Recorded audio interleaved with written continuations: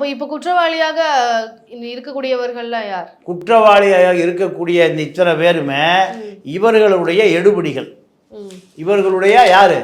பார் Nagaraj, James, Krishnakumar, Praveen, அமைச்சர் சபாநாயகர் மகன், இவர்களுடைய எடுபிடிகள். யார்?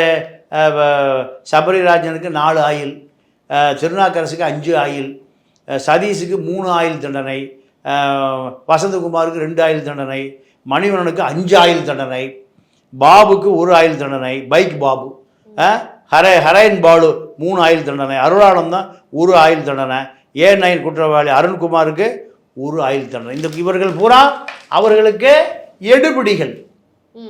இவர்களுக்கு எடுபிடிகள்.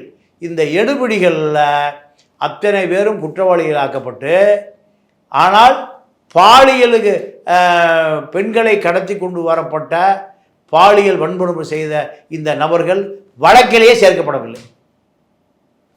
இதுக்கு A1 குற்றவாளி இப்போ யாருன்னு கேட்டால், அப்போ அங்கே டிஎஸ்பியாக இருந்த பாண்டியராஜன். இப்போ எங்கே இருக்காரு? ஸ்டாலின் தொகுதியில் டெப்டி கமிஷனர் ஆஃப் போலீஸ்.